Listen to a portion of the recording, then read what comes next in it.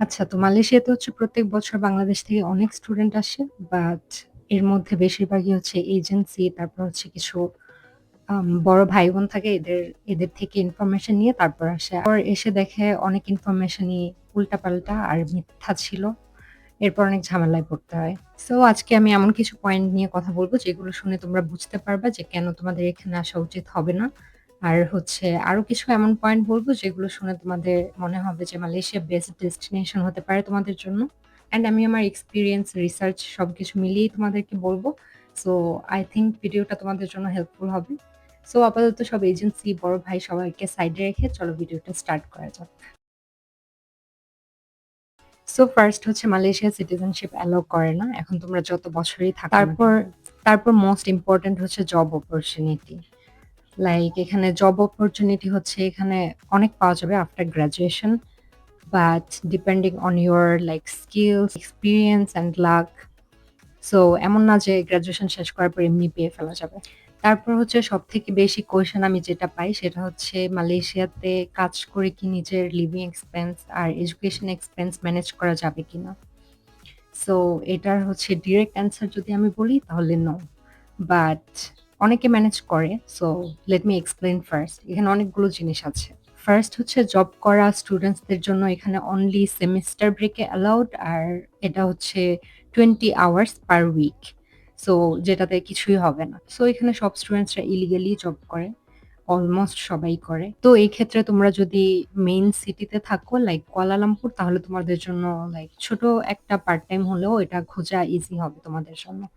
But like তোমরা যদি অনেক ছোট সিটিগুলোতে থাকো, কুয়ালালামপুর ছাড়া আই থিংক অন্য যেকোনোটাতেই যদি থাকো, তাহলে তোমাদের জন্য এটা একটু প্রবলেম হয়ে যাবে জব খোঁজাটা। ইন কেস যদি পেয়েও যাও তাহলে ওয়েজেস যেটা দিবে খুবই কম, যেটা দিয়ে তোমার লিভিং এক্সপেন্সই ম্যানেজ হবে না। তারপর মোস্ট ইম্পোর্টেন্ট হচ্ছে এখানে ৩ ক্যাটেগরি ইউনিভার্সিটি থাকে। একটা হচ্ছে হাই, মিডল আর হচ্ছে লো। এই ৩ টা ক্যাটেগরি ইউনিভার্সিটি থাকে। এর মধ্যে হাই ক্যাটেগরি যেটা ওটা হচ্ছে লাইক র‍্যাংকিং অনেক ভালো হয়। লাইক ১০০-২০০ র মধ্যে র‍্যাংকিং থাকে। তো এগুলোতে হচ্ছে খুবই স্ট্রিক্ট রুল থাকে। লাইক সপ্তাহে ৫ দিন ক্লাস হয় আর ক্লাসের মধ্যে হচ্ছে ব্রেক দিয়ে ক্লাস হয়। তো এমন করে হচ্ছে পুরো দিন ক্যাম্পাসে চলে যায়। তো কেউ যদি কিছু করতেও চায় তার রাতে করা লাগবে। কিন্তু পুরো দিন ক্যাম্পাসে ক্লাস করে তারপর হচ্ছে আবার নিজের সবকিছু ম্যানেজ করে খাওয়া-দাওয়া আর আরো অনেক কিছুই আছে। এরপর বাসায় যেয়ে আবার অ্যাসাইনমেন্ট, তারপর হচ্ছে আবার এই ক্লাসে পড়া, সবকিছু পড়ে আবার জব করা পসিবল হয় না। সো এগুলোতে পড়লে হচ্ছে জবের আর কোনো সুযোগ থাকে না। আমার সাথে হচ্ছে অনেককেই দেখেছিলাম, অনেক বাঙালি। ওদেরকে দেখেছিলাম যে ওরা ট্রাই করেছিল দিনের বেলা ক্লাস করে তারপর হচ্ছে রাতে জব করার। ১-২ মাস এভাবে করে তারপর হচ্ছে ওরা সিক হয়ে গিয়েছে। তারপর হচ্ছে ওদের রেজাল্ট খারাপ হয়েছে। এমনও হয়েছে যে অনেকে কোর্স চেঞ্জ করে ফেলেছে বা ইউনিভার্সিটি চেঞ্জ করে ফেলেছে। আমার ইউনিভার্সিটি যেটা সেটা হচ্ছে হাই র‍্যাংক ইউনিভার্সিটি। এটা হচ্ছে ১২৮ মেবি এই বছর হয়েছে।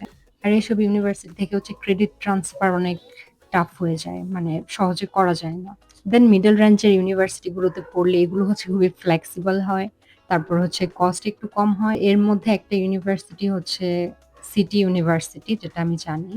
এটাতে আমার কিছু ফ্রেন্ডস অ্যাডমিশন নিয়েছে। তো ওদের সাথে কথা হয়েছে। তো ওরা হচ্ছে ওদের অ্যাডমিশন নেওয়ার রিজন হচ্ছে ওরা এখান থেকে ট্রান্সফার করে ১ বছর পর অন্য কোনো বেটার কান্ট্রিতে চলে যাবে সেজন্য। তো ওরা পড়াশোনায় তেমন কোনো ফোকাস করছে না। মেইনলি ওখানে জবই করছে। ১ বছর পর্যন্ত জব করবে আর এমনি হচ্ছে লাইক ওদের ক্লাস সপ্তাহে মেবি ৪ দিন এমন হয়। আর এর মধ্যে এমন না যে ওদের পুরো দিন ক্যাম্পাসে থাকা লাগে এমন না। সো এদিক থেকে ফ্লেক্সিবল অনেক। তারপর হচ্ছে অ্যাসাইনমেন্ট অ্যান্ড এইসব ওরা হচ্ছে টাকা দিয়ে করিয়ে ফেলে। আর ১ বছর পড়া শেষ করে তারপরে এখান থেকে মুভ করে ফেলে। সো এই ক্ষেত্রে লিভিং আর ট্রাভেল এক্সপেন্সেস ম্যানেজ করা পসিবল। বাট ফিস ম্যানেজ করা যাবে এমন না। আর যদি কেউ এমন করে যে একদম পড়াশোনা বাদ দিয়ে একদম সারাদিন রাত জব করে তাহলে অবশ্যই maybe half tuition fees manage করতে পারবে বা ফুলও করতে পারবে। বাট এটা লজিক্যাল না। স্টুডেন্ট ভিসায় এসে যদি এরকম সারাদিন রাত কাজ করে তো এরকম ভাবে পড়ে তো কোনো লাভ নাই। অ্যান্ড দেন নেক্সট হচ্ছে লো রেঞ্জের যে ইউনিভার্সিটি গুলো। সো এগুলো হচ্ছে মেইনলি যে কলেজেস থাকে ওগুলোতে ডিপ্লোমা অ্যান্ড আদার কোর্সেস থাকে। এগুলোতে পড়া মানে হচ্ছে টাকা ওয়েস্ট আর কিছুই না। এর থেকে বেটার বাংলাদেশে পড়াশোনা করে তারপর হচ্ছে ব্যাচেলরে যাওয়া। সো এইসব দিক দিয়ে যদি দেখো তাহলে মালয়েশিয়াতে আসা একদমই উচিত হবে না। এখানে এসে আরো তারপর অনেক ঝামেলায় পড়া লাগবে। এর থেকে ভালো হচ্ছে অন্য কোনো বেটার কান্ট্রি চুজ করা। ১ম এ একটু টাকা বেশি লাগলেও তারপর তুমি নিজেই সবকিছু ম্যানেজ করতে পারবা। আর আমার কাছে পার্সোনালি এখানে পড়ার কোনো লজিক্যাল মনে হয় না। কারণ হচ্ছে এত টাকা দিয়ে পড়ে তারপর হচ্ছে আবার মাস্টার্স আবার অন্য দেশে ট্রাই করা। এগুলো অনেক অনেক এনার্জি লাগে। তারপর হচ্ছে আরো অনেক কিছু, অনেক ডকুমেন্টেশন এর ব্যাপার আছে। অ্যান্ড আবার IELTS দেয়া লাগে। তো সবকিছুতেই আবার পরে এত ঝামেলা করার কোনো মানে নাই।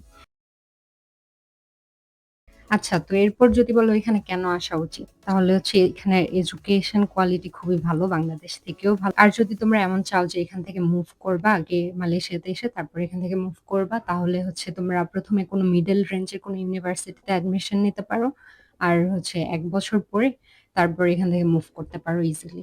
কিন্তু ট্রাই করবা যে কুয়ালালামপুরই অ্যাডমিশন নিতে। তাহলে সবকিছু অনেক ইজি হবে। এরপর রিজন হচ্ছে এখানের ডকুমেন্টেশন, তারপর হচ্ছে ভিসা সবকিছু একদমই ইজি। আর অ্যাডমিশন প্রসেস খুবই স্ট্রেইট ফরওয়ার্ড। এখানে কোনো ঝামেলা নাই।